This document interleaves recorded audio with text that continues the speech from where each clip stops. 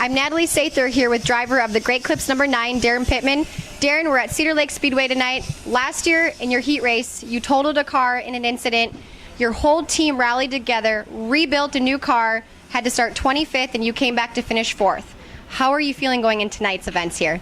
Well, good. We just, hopefully not be in the same situation we were last year, but yeah, it was a great night for us, really. And we went out really late for time trials. Track dropped off, and started off, being a pretty good night. We qualified 8th, which was really good when we went out, and starting on the front row. And so we knew we needed to stay in the top 2 to get in the dash, and ended up wrecking, destroying the car, and had to bring down a spare car, start last in the B. We transferred out of that and then started last in the A. So really went from just trying to salvage a decent points night. We were, still leading points by quite a bit at that time, and Donnie was starting up front, so we knew we were just trying to salvage as much as we can, and he ends up getting in a wreck and turning over late in the A, and we end up 4th. So went from a night that we were just trying to salvage, not losing too much, to actually gaining. So it's kind of seemed the way our whole year went last year. We just always seemed to be able to dig ourselves out of holes that we got into, and rebounded well, and just a tribute to the whole team on how good the team was, and how we were able to turn our bad nights into good ones. Having to run the B and the A, you had a lot of laps here from last year. Mm-hmm. What notes did you guys take from last year to come to tonight?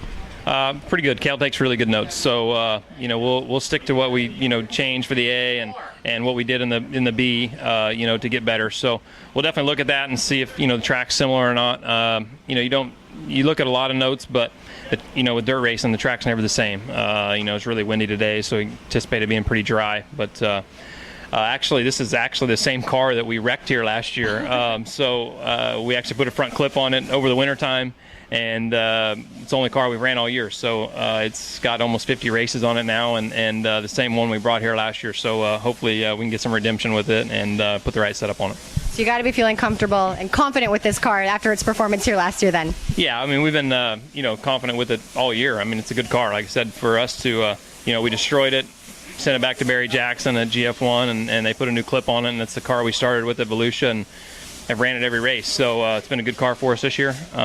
Started off, it was a new car at Beaver Dam the night before. We wrecked it here last year and ran well. So like I said, just a tribute to Barry and what they build, and just this whole team on as far as how they put them together, that all our cars are good.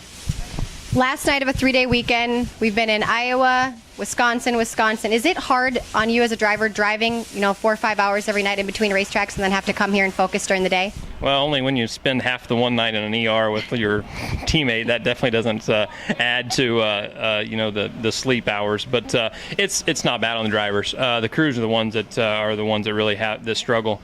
They drive the 4 or 5 hours always after the race. Go to the car wash, normally the sun's up by the time they're checking into a hotel, and they're normally working by 9 o'clock, to get ready. So I'm not going to complain. My job's a lot easier than what they've got. They're the ones out in the sun and hot all day, and getting a lot less sleep than we are.